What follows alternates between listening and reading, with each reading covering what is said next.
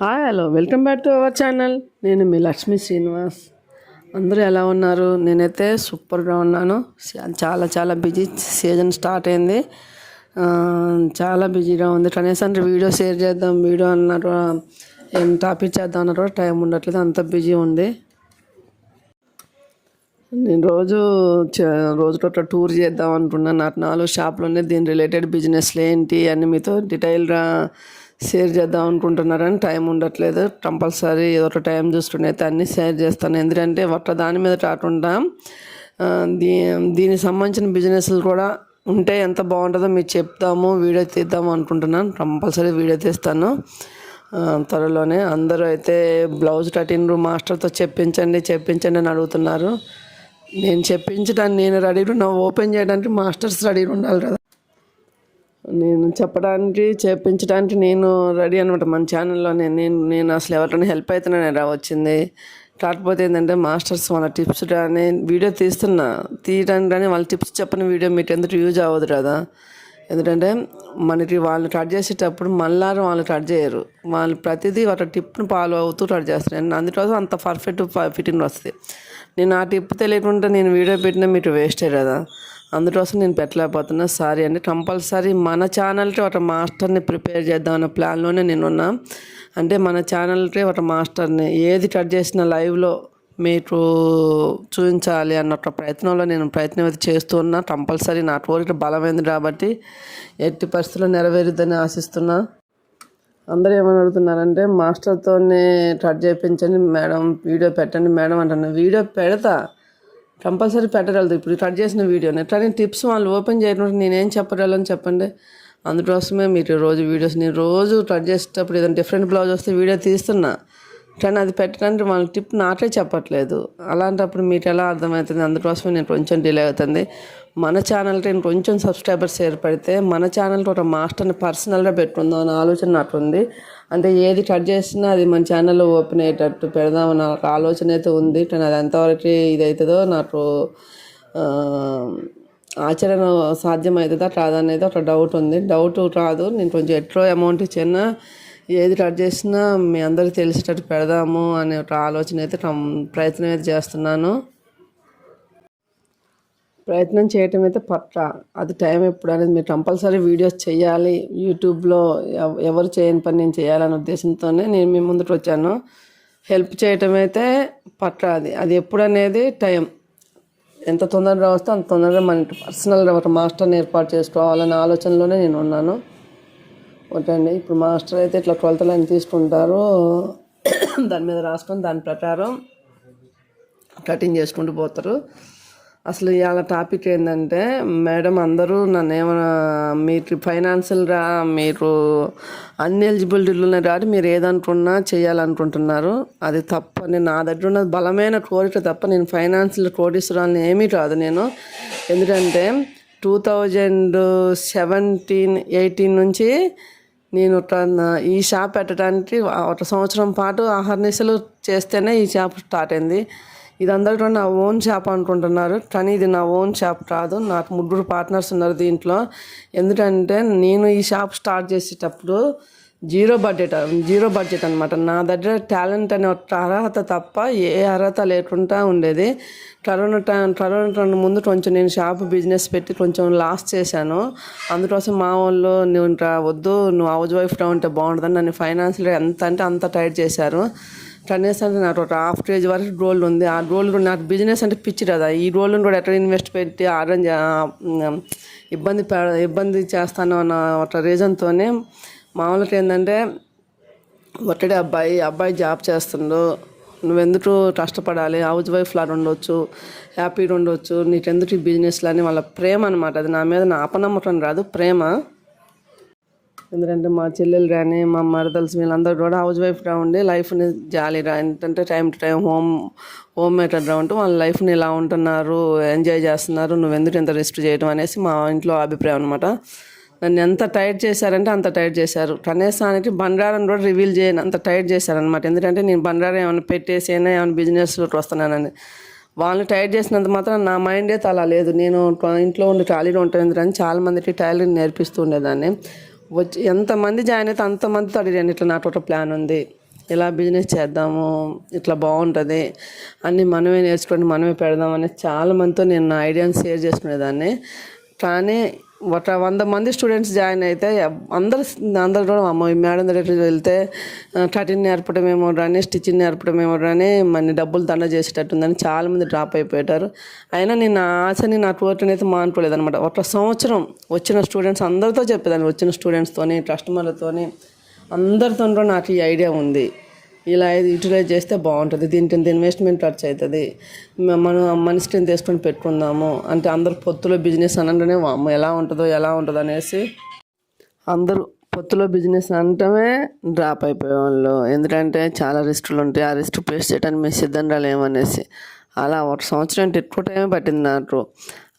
నేను అనుకున్నాను అలా ఆలోచించడం ఖచ్చితంగా నాకు టచ్ అవుతారు అనుకుంటూ ఉన్నా. ఆ సమయంలోనే నాకు ఈ నీల అనే అమ్మాయి, పావని అనే అమ్మాయి మన దగ్గర వర్క్ చేయడానికి వచ్చాను అనమాట. నీల అనే అమ్మాయి నేర్చుకోవడానికి వచ్చింది, పావని అనే అమ్మాయి ఏమో శారీ ఫాల్స్ జిజ్జా చేయడానికి వచ్చింది. అందరితో చెప్పిన నాకు అలవాటు కదా రోజు చెప్పటం, రోజు రాదు వచ్చిన వాళ్ళందరితో ఇంట్రడ్యూషన్ చేయడం. కానీ వాళ్ళని చూస్తే వాళ్ళకి మంచి ఇంట్రెస్ట్ ఉన్నట్టు అనిపించింది. నాకు అమ్మ నాలాంటి వాళ్ళు ఇంట్రెస్ట్ వాళ్ళు ఉన్నారు అనిపించింది.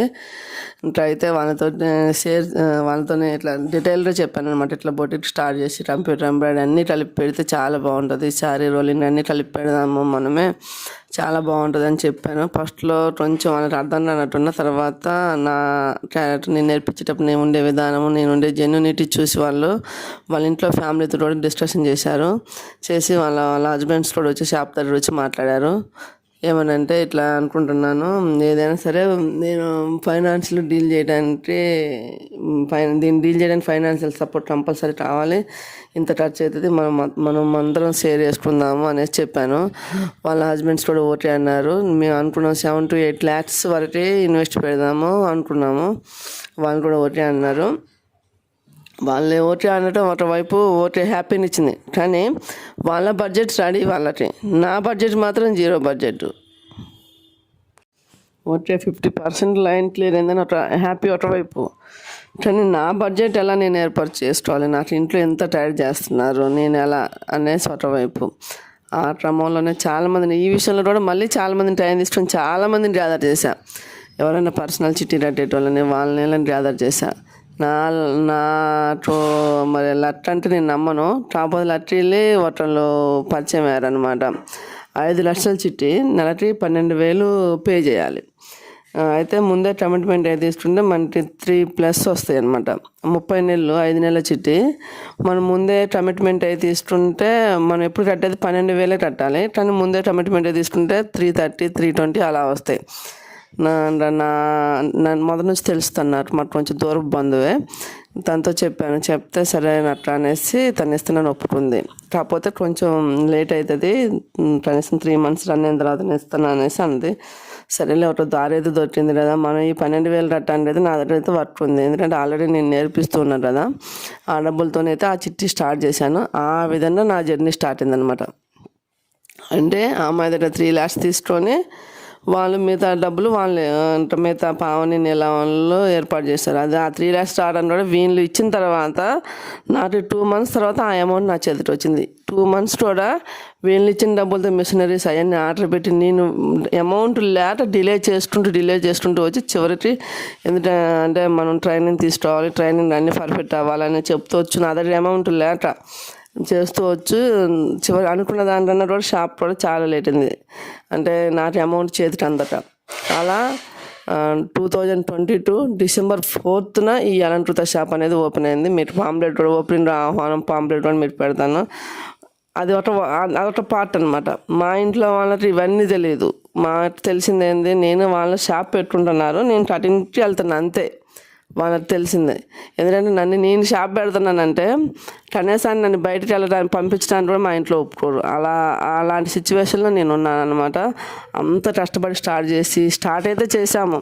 కస్టమర్లు రావాలి, ఇది మా కొత్త ప్లేస్, కొత్త ఏరియా అనమాట. దానికోసం ఎంత కృషి అంటే హోమ్ టు హోమ్, ఊరు ప్రతి ఊరు చుట్టుపక్కల ఒక 20 ఊర్లు ఉంటాయి అన్నమాట.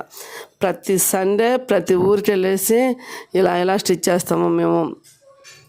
ఇంత ఫిట్టింగ్లో ఎంత తేడా వస్తే మీరు డబ్బులు ఇవ్వమాటండి అనేసి అంత నేను ఎందుకంటే మాకు ఎందుకంటే బిజినెస్ కూడా ఎలా ఎస్టాబ్లిష్ చేసుకున్నారు అట్లా అనేసి నన్ను చాలామంది అడుగుతున్నారు. మేమైతే ఊరు అలా ప్రతి సండే వచ్చిందంటే ముగ్గురం కొంచెం ఎవరైనా కస్టమర్స్ పరిచయం అవుతారు కదా, వాళ్ళ ఊరికి వెళ్ళడం, వాళ్ళ ఇంటింటికి వెళ్ళడం చేయడం. మీకు ఫిట్టింగ్ నచ్చకపోతే ఒకసారి ఫిట్టింగ్ నచ్చదో లేదో చూడండి, కంప్యూటర్ వర్క్ కూడా మేము ఇలా చేస్తాము, చేసిన డెమోస్ తీసుకొని అలా ప్రతి ఊరు 20 ఊర్లు ప్రతి ఊరు తిరిగామన్నమాట మేము.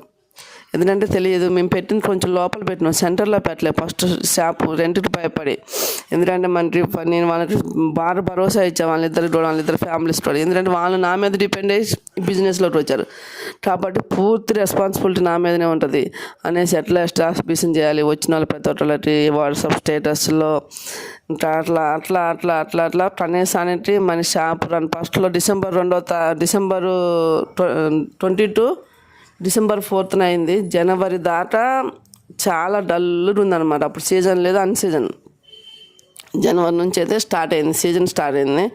అప్పుడు ప్రాబ్లం అట్లా వర్కర్స్ వీళ్ళు స్టిచ్చింగ్ చేస్తారు కానీ మనం కాంపిటీషన్లో నిలబడాలంటే వర్క్ ఫినిషింగ్ ఇవ్వాలి కదా.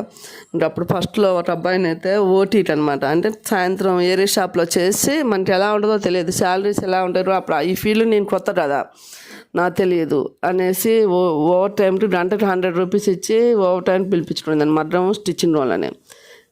అట్లా స్టార్ట్ అయింది. ఇప్పుడు అట్లా స్టార్ట్ అయిన ఈ బిజినెస్ అంటే మీరు చూస్తూనే ఉన్నారు కదా, 4 షాపులు. అంటే డిసెంబర్ 22 డిసెంబర్ 4th 22 నుంచి ఇప్పుడు ఇంతవరకు నేను ఎట్లా ఎస్టాబ్లిష్ అయినా అన్నీ మీరు చూస్తూనే ఉన్నారు. మీరు ప్రతి షాప్ కూడా షాప్ టూర్ చేస్తాను, దీని రిలేటెడ్ బిజినెస్లు ఎలా ఉన్నాయి అనేసి కూడా మీతో షేర్ చేసుకుంటాను.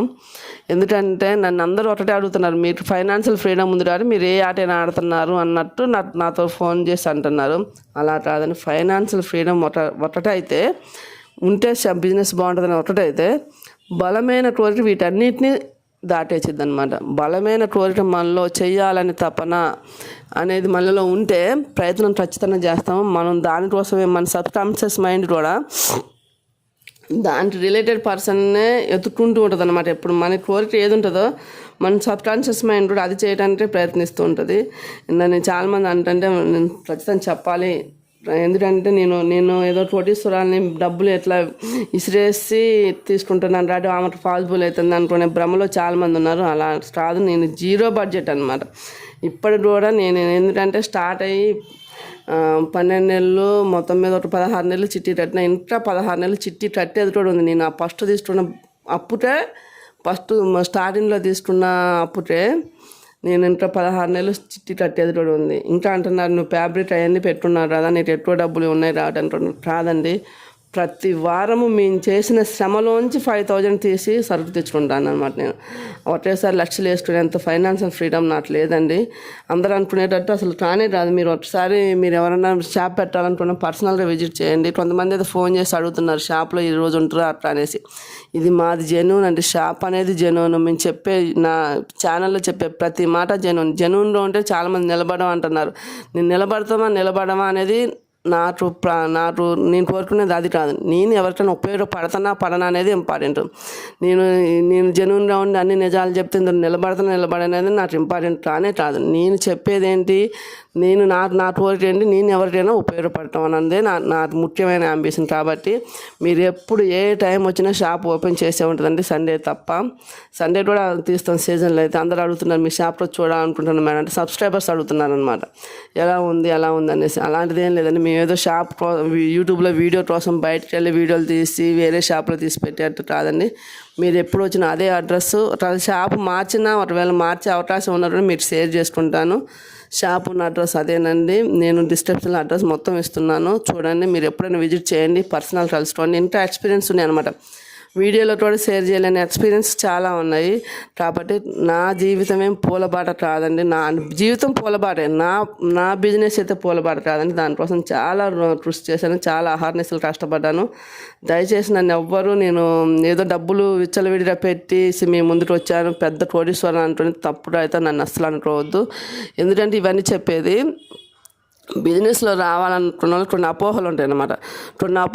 ఆ అపోహలని క్లియర్ రావాలని కంపల్సరీ మనం పర్సనల్గా కలుసుకున్నా ఏదైనా క్లియర్గా నిజం చెప్పిన వాళ్ళ దగ్గర మాట్లాడినా మనకున్న అపోహలన్నీ క్లియర్ అయిపోతాయి. అందుకోసం మీకు ఈ వివరాలని చెప్తున్నానండి. ఫ్యాబ్రిక్ కూడా నేను లక్షలు తెచ్చే అంత ఫైనాన్షియల్ ఫ్రీడమ్ అయితే నాకు లేదు. ఎట్లా అంటే నేను ఇప్పుడు శనివారం రోజు వాళ్ళకి పేమెంట్ చేస్తే సోమవారం మంగళవారం ప్రతి వారం కంపల్సరీ నా క్రెడిట్ కార్డులో యూజ్ చేసుకుని అయినా నేను 5,000 రూపాయల సరుకు తెచ్చుకుని అట్లా తెచ్చుకుంటూ దీని షాపును డెవలప్ చేసుకుంటూ వస్తున్నామండి. అందుకోసమే మీరు అందరూ కూడా మంచి ఆలోచనలు చేయండి. తొందర పడమాటండి. అందరినీ విజిట్ చేయండి. చాలామందిని కలవండి. చాలామంది సలహాలు తీసుకోండి.